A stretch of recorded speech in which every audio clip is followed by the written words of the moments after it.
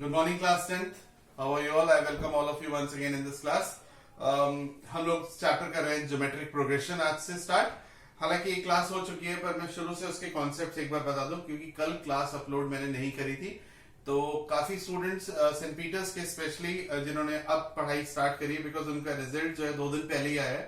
तो Saint Peters के जितने भी स्टूडेंट्स बैच को अब ज्वाइन कर रहे हैं मैं उनके लिए बता दूं कि सारे चैप्टर्स एक बार फिर से पढ़ाए जाएंगे, रिवाइज कराए जाएंगे और नए चैप्टर्स अलग से चलते रहेंगे, पुराने चैप्टर्स अलग से चलते रहेंगे. तो they can join the batch now also and they can inform their friends to join the batch. Okay, I am going to start second batch from tomorrow, that is from 25th of April. Okay, तो सारे chapters जो हो चुके हैं वो एक बार फिर से नए तरीके से पढ़ाए जाएंगे. कुछ जो वीडियो लेक्चर्स ऑलरेडी अपलोडेड हैं वो भी, और उनके साथ साथ नए वीडियो लेक्चर्स भी अपलोड किए जाएंगे. कुछ लाइव क्लासेस भी हम लोग करने वाले हैं गूगल क्लासरूम पर. उसके लिए क्या क्या प्रोसेस है वो मैं सब आपको समझाऊंगा. तो फिलहाल हम लोग अपना चैप्टर कंटिन्यू करते हैं ज्योमेट्रिक प्रोग्रेशन, जिसकी सिर्फ एक क्लास हुई है और उस क्लास को मैं एक बार फिर से यहाँ पे रिव्यू कर रहा हूं. तो जिन बच्चों ने पिछली क्लास नहीं देखी, नंबर 1 पिछली क्लास जरूर देखिए और उसके बाद आप ये क्लास भी जब समझेंगे तो आपको पुराना सब कुछ क्लियर हो जाएगा. चलिए स्टार्ट करते हैं. तो ज्योमेट्रिक प्रोग्रेशन में हम लोगों ने क्या क्या पढ़ा था. सबसे पहले हमने देखा कि what is general terms of GP. A R square, A R cube, A R to the power 4, ये हमने पढ़ा. That these are the general terms of GP. ठीक है. नंबर 2 हमने इसमें पढ़ा फर्स्ट टर्म को T1 से डिनोट करते हैं, फर्स्ट टर्म ए है. सेकेंड टर्म को T2 से डिनोट करते हैं, ए आर, याद रखिएगा. थर्ड टर्म को T3 से डिनोट करते हैं, ए आर स्क्वायर. बिल्कुल ध्यान से समझिएगा. और fourth term is A R to the power 3. First term, second term, third term, fourth term. ठीक है, समझ रहे हैं ना आप लोग. और इसी तरीके से हम एक फॉर्मूला बनाते हैं nth टर्म का. इसको बोलते हैं nth टर्म, इसको nth टर्म बोलते हैं, इसको जनरल टर्म बोलते हैं, इसको nth टर्म बोलते हैं, इसको जनरल टर्म बोलते हैं, इसको लास्ट टर्म बोलते हैं. ठीक है, इसको किसी भी नाम से हम बोल सकते हैं, nth टर्म, जनरल टर्म या लास्ट टर्म. और nth टर्म यानी Tn का फॉर्मूला होता है a into R to the power n-1. ये फॉर्मूला होता है nth टर्म का. अब यहाँ पर क्या क्या टर्म्स यूज हो रही हैं वो गिनते हैं. पहले एक Tn पहली टर्म, a दूसरी टर्म, r तीसरी टर्म और n चौथी टर्म. तो हर स्टूडेंट के लिए ये समझना बहुत जरूरी है कि इन टर्म्स का क्या मतलब है, क्या कहते हैं. ठीक है, तो सबसे पहले बात करते हैं ए होता है फर्स्ट टर्म, ए होता है फर्स्ट टर्म. फिर बात करते हैं टीएन होता है nth टर्म, टीएन होता है nth टर्म. मैं इस लेक्चर में जो भी बोल रहा हूं एक एक शब्द ध्यान से सुनिएगा एंड मेक प्रॉपर नोट्स. तो जब भी कभी क्वेश्चन में विच टर्म क्या विच टर्म अगर पूछता है तो इसका मतलब है वो nth टर्म पूछ रहा है.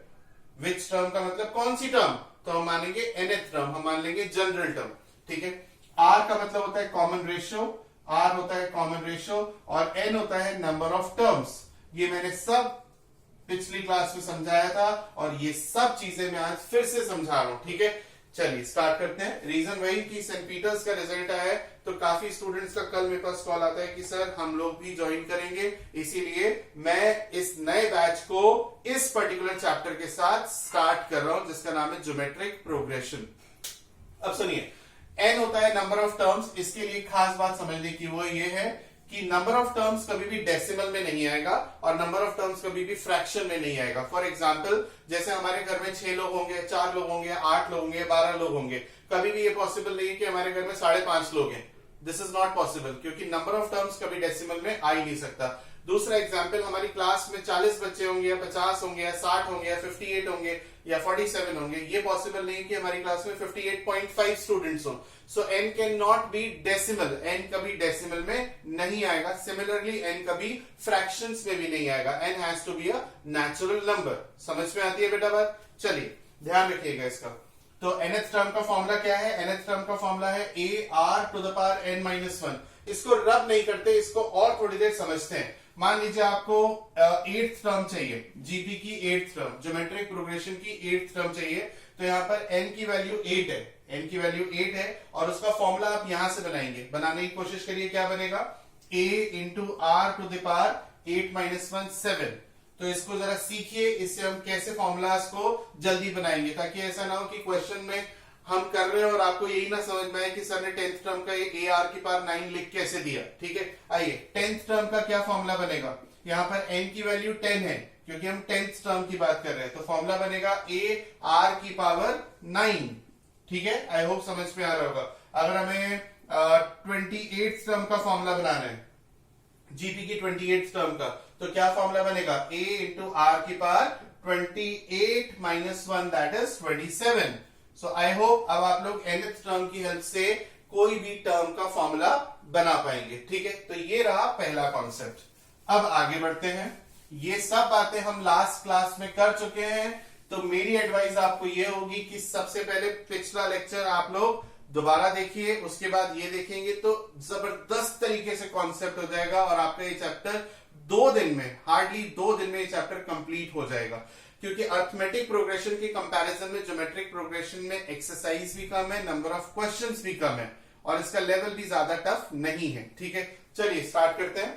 अब हम दूसरे कॉन्सेप्ट पर आते हैं। दूसरा कॉन्सेप्ट है, हमने आपको पढ़ाया कि if A B C are 3 terms of GP, अगर ए बी सी ये 3 टर्म्स है ज्योमेट्रिक प्रोग्रेशन की, तो इसका कॉमन रेशियो हमेशा सेम रहता है।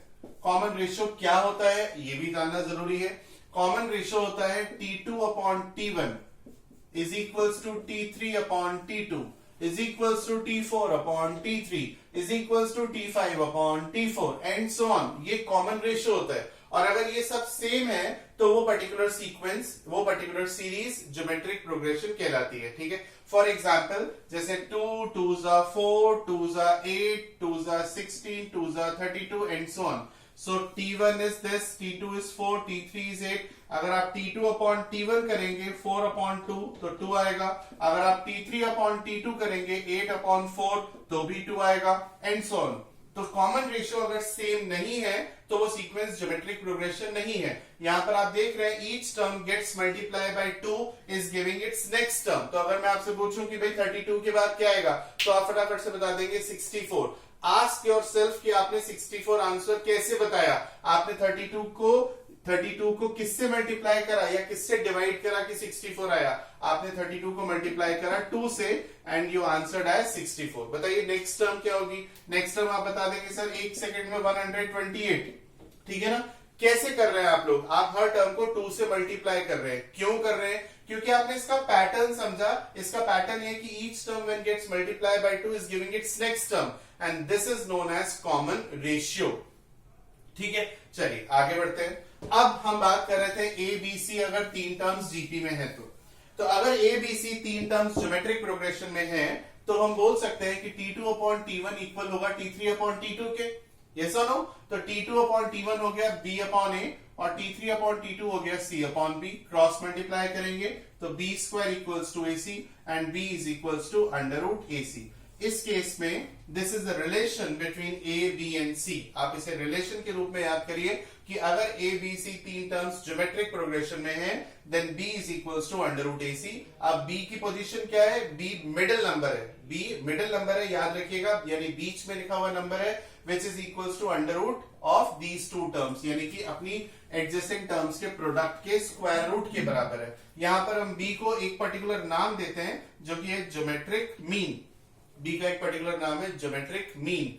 तो अगर आपको 2 टर्म्स का ज्योमेट्रिक मीन फाइंड आउट करना है तो आप इस फॉर्मूले से फाइंड आउट कर सकते हैं। जैसे आप nth टर्म से कोई भी टर्म फाइंड आउट कर सकते हैं, उसी तरीके से आप इस फॉर्मूले से कोई भी 2 नंबर्स का ज्योमेट्रिक मीन फाइंड आउट कर सकते हैं। ठीक है, कैसे, जैसे मान लो मैं आपसे कहता हूं कि यार 2 और 7 का ज्योमेट्रिक मीन बताओ, तो आप कहेंगे कि सर 2 और 7 का ज्योमेट्रिक मीन मैं इस फॉर्मूले से निकालूंगा। कैसे निकालोगे भाई, मैं अंडर रूट लगा दूंगा क्योंकि अंडर रूट लगा हुआ है। ये 2 मान लूंगा, ये 7 मान लूंगा, तो 2 इंटू 7 लिख दूंगा तो आंसर आ गया अंडर रूट 14। यानी कि आप बोलेंगे कि सर 2 और 7 का ज्योमेट्रिक मीन अंडर रूट 14 है, बात खत्म हो गई। अगर आपसे मैं पूछूं भाई ए और बी का ज्योमेट्रिक मीन बताओ तो कंफ्यूज मत होना कि यार बी मिडिल टर्म है, नहीं, वो तो यहां पर है। अगर आपसे ए और बी का ज्योमेट्रिक मीन पूछा जाए तो आप बिल्कुल ये फॉर्मूला लगा सकते हैं। ज्योमेट्रिक मीन में आप लिखेंगे अंडर रूट ए बी। अगर x और y का ज्योमेट्रिक मीन आपसे पूछा जाएगा तो आप लिखेंगे कि भाई x और y का ज्योमेट्रिक मीन होगा under root X Y. So this is how you can find the geometric mean between any 2 numbers. अब आप अपनी बुक में जब देखेंगे, if you have the book, और अगर बुक नहीं है तो ग्रुप में बहुत सारे बच्चे हैं जो एक्सरसाइज की फोटो खुद डाल देते हैं, मुझे डालने की जरूरत भी नहीं पड़ती। ओके, तो आप बुक में देखेंगे कि ज्योमेट्रिक मीन के काफी क्वेश्चंस हैं जो कि हार्डली 1 मिनट के अंदर आपके सॉल्व हो जाएंगे। ठीक है, तो यहां तक की क्लास में आपको क्या समझा दिया गया, जरा एक बार फटाफट से रिकैप कर लेते हैं। मैंने आपको जनरल टर्म्स बताई जीपी की, नंबर 1, nth टर्म निकालना बताया, ज्योमेट्रिक मीन निकालना बताया, आपको बताया अगर A B C 3 terms GP में है तो ए बी और सी में क्या रिलेशन होता है। तो ये सब चीजें आज हमने समझी। आगे बढ़ते हैं। अब देखिए question number first, find which term of GP is -384। ये पूछा हमसे कि कौन सी टर्म, विच टर्म का मतलब हुआ कौन सी टर्म, तो कौन सी टर्म है बताओ, इसकी कौन सी टर्म -384 है, 5वीं टर्म, 10वीं टर्म, 20वीं टर्म, नहीं पता। तो जब भी विच टर्म पूछेगा तो हम मान लेंगे let nth term, let the general term is -384, ये हम मान लेंगे। सो लेट करेंगे, लेट जनरल टर्म इज -384, ये हमने मान लिया कि भाई इसकी nth टर्म -384 है। अब nth टर्म का फॉर्मूला अप्लाई करिए, a r की power n-1 which is -384। First term इसकी बताइए क्या है, आपको दिख रही है, फर्स्ट टर्म है 3, और कॉमन रेशियो मैं एक बार अच्छे से बता दूं, कॉमन रेशियो आप T2 अपॉन T1 से निकालेंगे, -6 अपॉन 3 से, यानी कि -2 आएगा कॉमन रेशियो। ठीक है, this is how you can find the common ratio, -2 की पावर n-1 विच इज -384। ठीक है बेटा, यहां तक समझ में आई बात। अब इसे 3 से डिवाइड दे दीजिए, 3 1 3, 3 2 6, 3 8 24, -2 की पावर n-1 इक्वल्स टू -128।